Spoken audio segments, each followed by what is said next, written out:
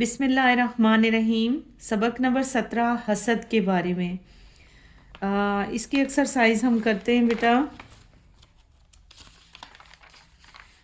حدیث مبارکہ کے مطابق نیکیوں کو کھا جاتا ہے حسد۔ دوسرے کی نعمت جیسی نعمت پانے کی خواہش کرنا حسد۔ حاسد ہوتا ہے حسد کرنے والا، حاسد مبتلا ہو جاتا ہے احساس برتری میں۔ اس کے بعد ہے کہ اللہ تعالیٰ کی تقسیم پر راضی رہنے والا شخص بچ جاتا ہے کس سے؟ حسد سے۔ حسد اور رشک میں کیا فرق ہے؟ پیج نمبر 74 پہ آ جائیے۔ آپ لکھیں گے حسد اور رشک میں فرق، کہ حسد کے معنی جو ہے وہ کسی کی نعمت پانے پر، یہاں سے لے کر آپ یہاں تک لکھ لیں۔ آپ دیکھ رہے ہوں گے کہ یہاں حسد کے معنی بھی بتائے گئے ہیں اور رشک کے معنی بھی بتائے گئے ہیں، دونوں چیزیں ڈیفائن کی گئی ہیں۔ تو آپ اس کو ذرا ہیڈنگ دے دیجئے گا بیٹا، تو تاکہ آپ کے اچھے مارکس آئیں، اور یہاں تک آپ اس کو ایڈ کریں۔ پہلے حسد کے معنی لکھے اور پھر رشک کے معنی لکھ کر آرزو کی جاتی ہے، یہاں تک مینشن کر لیں۔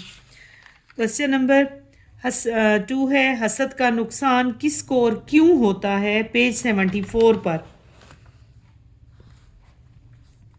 حسد کا جو نقصان ہے وہ کسے ہوتا ہے؟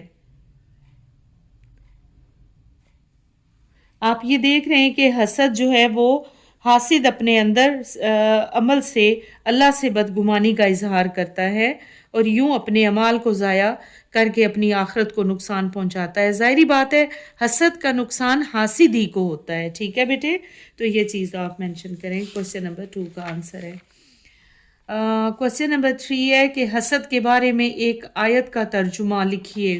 73 پیج پر آئیے۔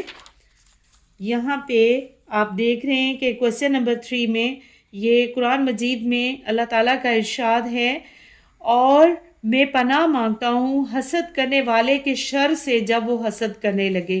یہ آپ ایڈ کر لیں۔ کوسچن شارٹ جو ہے 3۔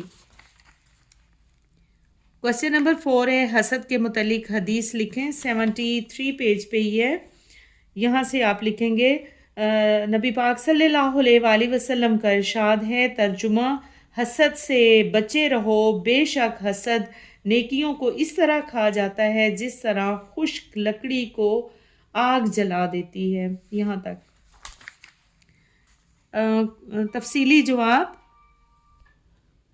تفصیلی جواب ہے کہ قرآن و سنت کی روشنی میں حسد کی وضاحت کریں، ٹھیک ہے بیٹے؟ آپ یہ دیکھ رہے ہیں سوال نمبر 1، پیج نمبر 74 کھولیے۔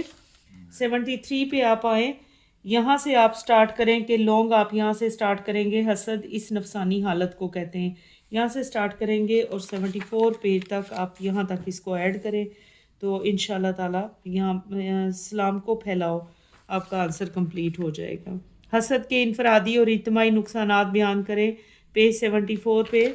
نقصانات جو ہے وہ یہاں سے سٹارٹ ہوتے ہیں، حسد کے نقصان، یہاں سے آپ لکھیں کہ حسد کے انفرادی اور اجتماعی نقصانات، یہاں سے لے کر آپ یہاں تک لکھ لیں، سکون تباہ ہو جاتا ہے، ٹھیک ہے بیٹا جی؟ اس کے بعد اگلا کوسچن ہے، ہم اپنی روزمرہ زندگی میں حسد سے کیسے بچ سکتے ہیں؟